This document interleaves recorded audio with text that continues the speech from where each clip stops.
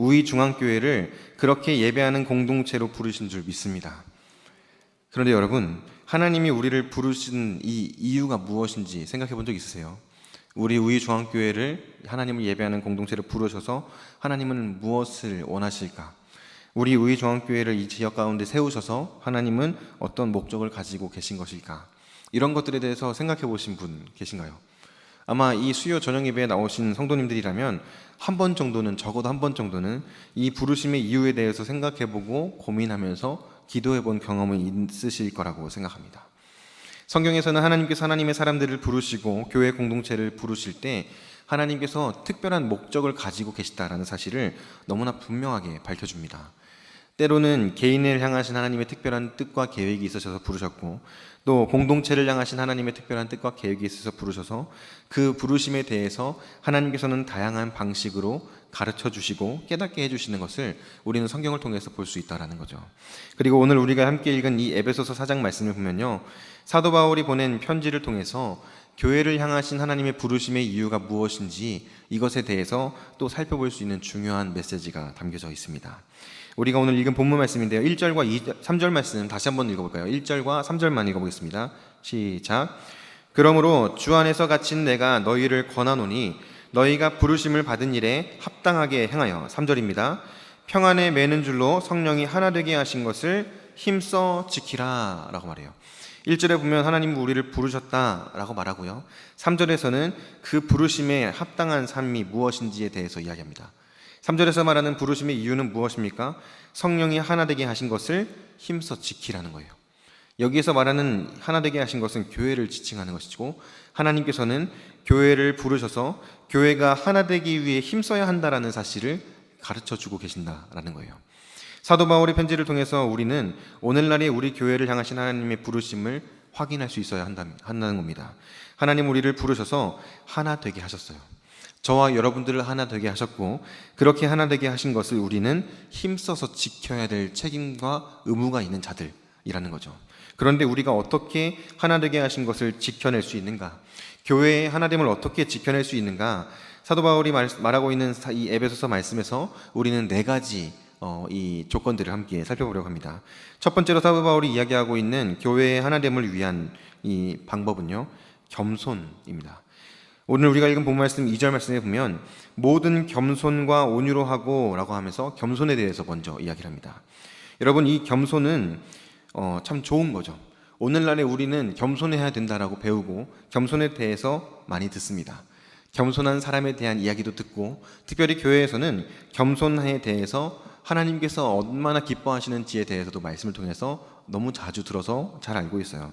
그런데 여러분, 오늘날의 겸손과 사도 바울이 이 에베소서를 기록하고 있을 당시 이 로마 사람들의 관점에서의 겸손은요, 이해가 완전히 달라요. 오늘날의 우리의 겸손은 미덕이죠. 겸손하면 저 사람 참 괜찮다라고 평가를 해요. 그런데 사도 바울이 편지를 쓰던 그 당시 에베소 교회의 성도들이 신앙생활하던 그 당시에는요, 겸손이라는 단어가 일반적으로 사람들이 쓰는 단어가 아니에요. 일반적으로 직분을 가지고 있거나 뭔가 사회적인 지위가 있는 사람들에게 당신은 참 겸손하군요 라고 표현하는 것이 절대로 칭찬이 아니었다라는 거예요. 당시에 이 겸손이라는 단어는 이 종이나 노예들에 대해서 사용되는 단어였다고 합니다. 그러니까 노예나 종들이 가져야 되는 태도를 겸손이라고 표현했어요. 사람들에게 당신 좀 겸손해야 될 필요가 있어 라고 말한다든지, 아니면 당신은 정말 겸손하군요 라고 칭찬하는 건 칭찬이 아니라 욕이에요.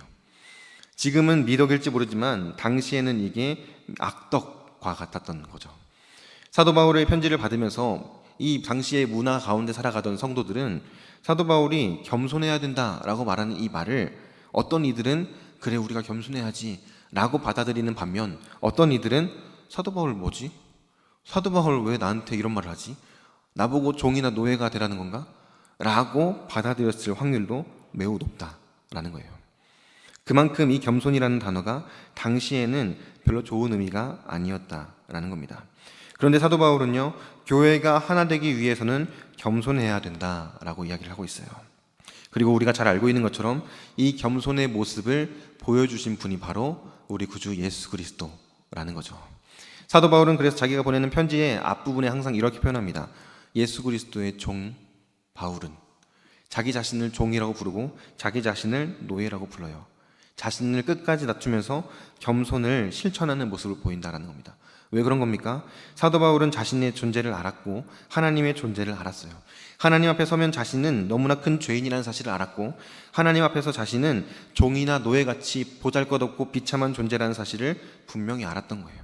그렇기 때문에 그는 겸손하게 자신을 종이라고 표현할 수 있었던 것이고, 또 교회에 필요한 중요한 한 가지가 바로 이 겸손이라는 사실을 말하고 있다라는 겁니다.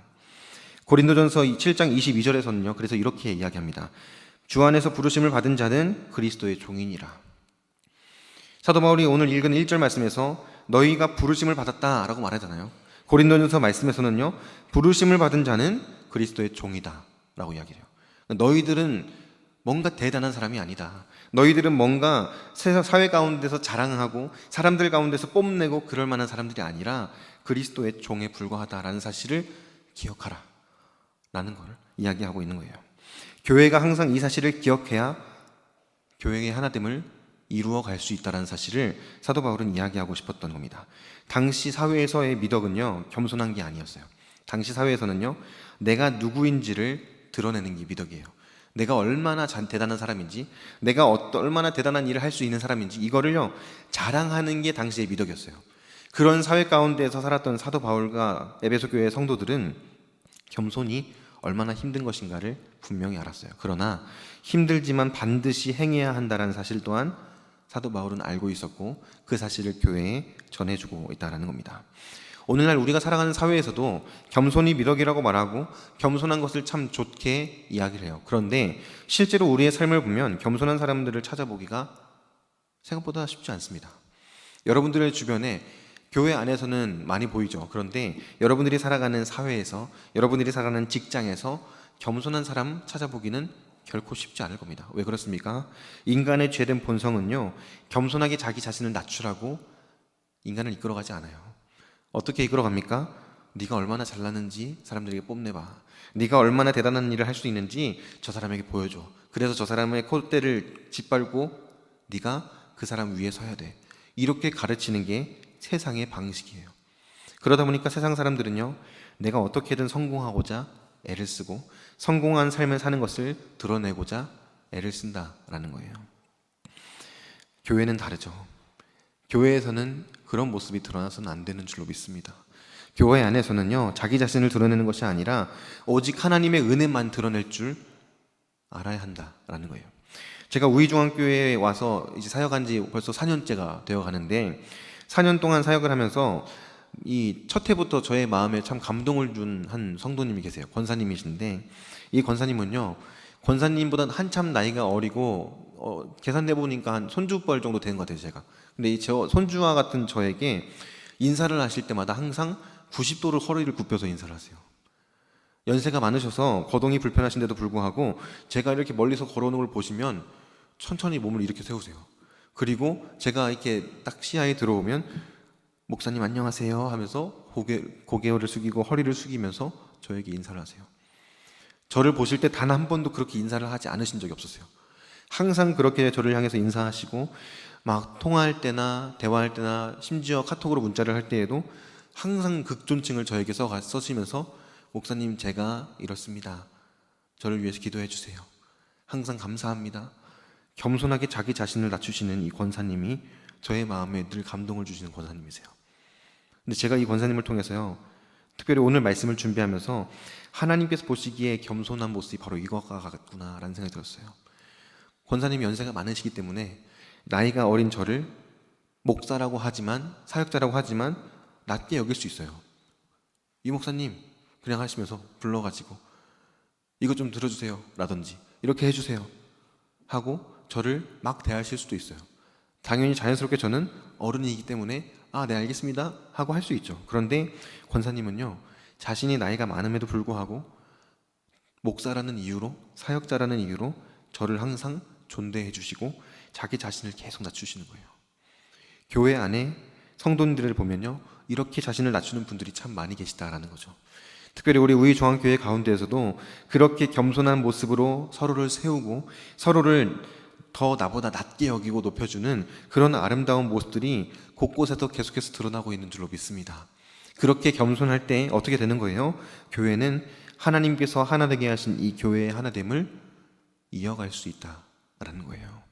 하나님을 기쁘시게 해드릴 수 있다라는 겁니다.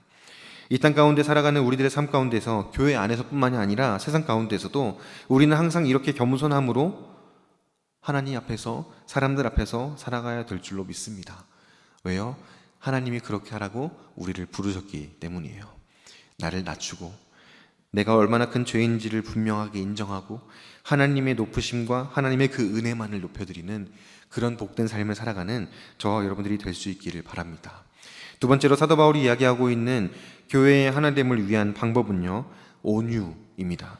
4장 2절 말씀에 보면 겸손 다음에 이렇게 말해요. 모든 겸손과 온유로 하고 라고 이야기해요. 온유. 여기서 말하는 온유는요, 고린도전서 13장에서 말하는 온유함과는 같은 한글을 쓰고 있지만 헬라어 단어는 다릅니다. 여기에서 사용하고 있는 온유라는 단어는 헬라어로 프라우스라는 단어를 써요. 프라우스. 그런데 이 프라우스라는 단어는요, 어떤 의미를 가지고 있냐면 사나운 짐승을 길들이다, 이런 의미를 가지고 있어요. 박형용 박사님은 자신의 책에서 이 프라우스라는 단어를 설명하면서 길들여진 야생마를 빗대어서 이 프라우스라는 단어를 썼습니다. 야생마, 여러분 야생마 본 적 있으세요? 야생마? 본 적 없으시죠? 저도 실제로 본 적은 없습니다. 근데 이제 유튜브 영상이나 뭐 이런 걸 통해서 본 적은 있는데, 야생마들은 자유롭게 달리는 말들이잖아요. 질주하면서 자유롭게 달리고, 화가 나면 화도 내고, 누가 자기를 건들면 뒷발로 팍 쳐가지고 공격도 하고, 그렇게 자신의 성질대로 살아가는 게 야생마의 기질이잖아요. 그런데 이 온유함이라는 단어를 쓸 때 프라우스라는 단어는요, 그 야생마가 조련사에 의해서 길들여진 상태를 묘사해요. 야생마가 힘도 있고 날뛸 수 있는 능력도 있어요. 그런데 고삐를 쥐고 있는 조련사에 의해서 조절을 당해요. 통제당해요. 자기가 달리고 싶을 때도 조련사가 워워 하면은 멈추고, 자기가 막 화를 내고 싶어서 막 푸르푸르 하다가도 조련사가 어허 하고 딱 뭐 때리거나 뭐 이러면 또 가만히 있고, 이런 식으로 자신의 고삐를 쥐고 있는 조련사에 의해서 철저하게 통제받는 모습이 바로 이 온유함이라는 거예요. 우리의 삶에 빗대어 보면 어떻습니까? 하나님께서 우리의 고삐를 쥐고 계신다라는 거예요. 하나님께서 우리를 온유하게 이끌어 가시는데, 우리가 어떻게 우리의 성질대로 우리의 기분에 따라서 움직이고 뛰고 화를 내고 감정을 표현할 수 있겠습니까? 그럴 수 없죠. 나의 고삐를 쥐고 계시는 하나님께서 이쪽으로 가라고 하면 이쪽으로 가고, 멈추라고 하면 멈추고, 가라고 하면 가고, 철저하게 하나님의 명령에 따라서 복종하는 모습이 바로 이 온유함이라는 거예요. 교회 안에서 성도들을 대할 때, 신앙생활할 때 우리는 이 온유함을 잃어버려서는 안 된다는 거예요. 우리의 인생을 통제하는 우리의 인생의 주인이 누구입니까? 누구죠? 어렵습니까? 질문 어려워요? 우리의 인생을 통제하는 주인이 누구예요? 하나님이시잖아요. 하나님께서 우리의 삶의 주인이 되셔서 우리를 이끌어 가세요.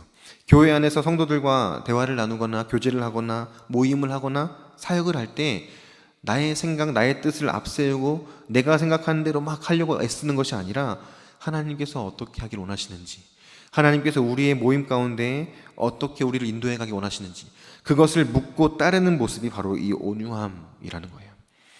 오늘날의 우리 교회 가운데의 이 온유함이 각 목장마다, 전도회마다, 교육기관마다 분명하게 드러날 수 있게 되기를 바랍니다.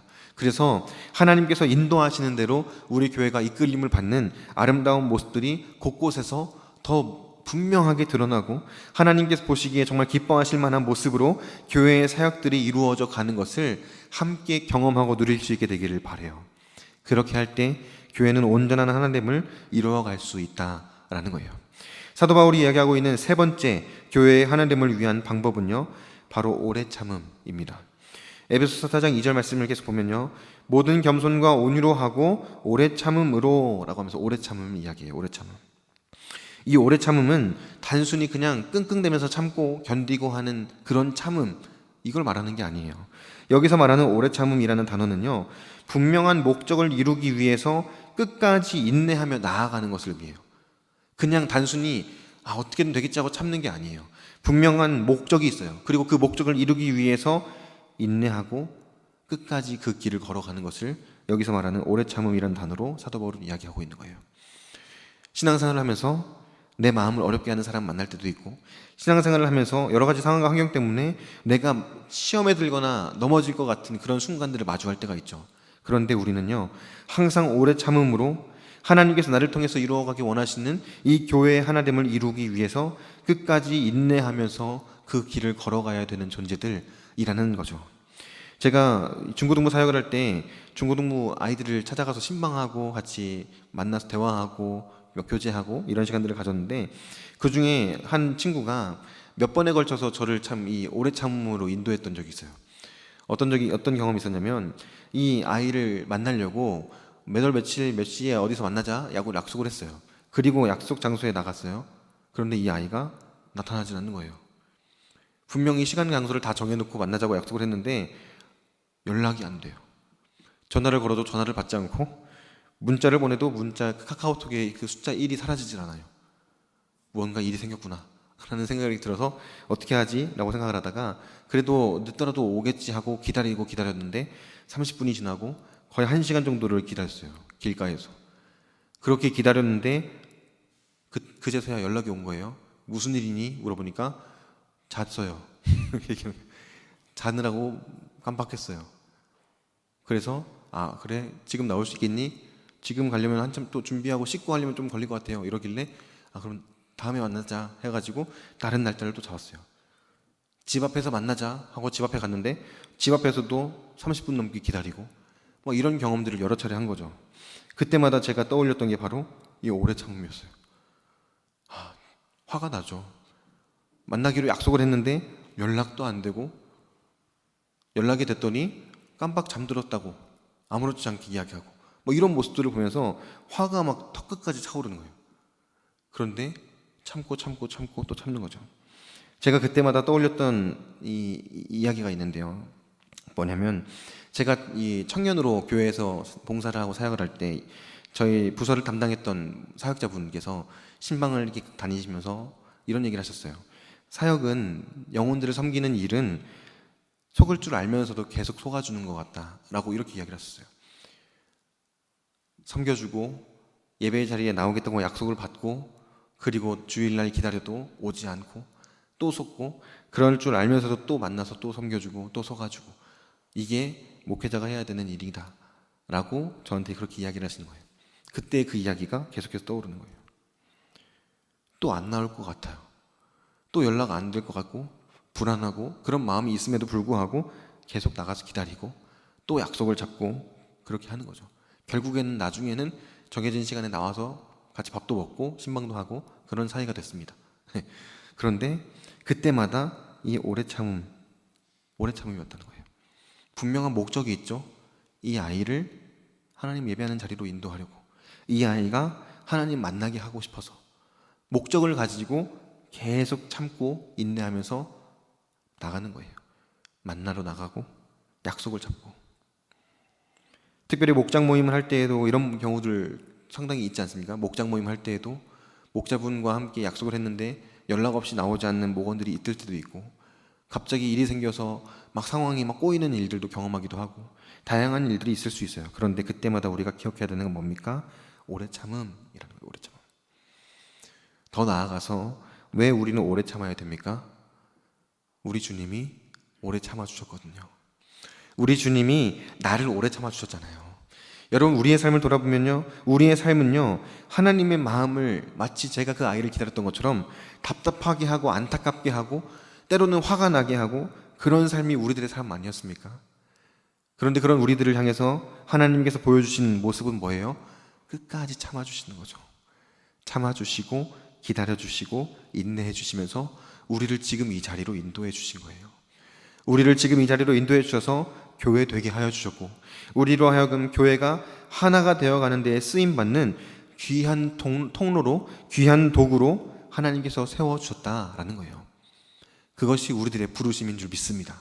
그렇게 우리를 부르셨기에 우리는 그 부르심에 합당하게 행해서 성령이 하나 되게 하신 것을 힘써 지키기 위해 오래 참아야 한다라는 거예요. 마지막으로 사도 바울이 이야기하고 있는 네 번째 교회의 하나됨을 위한 방법은요, 사랑 가운데에서 서로 용납하는 거예요.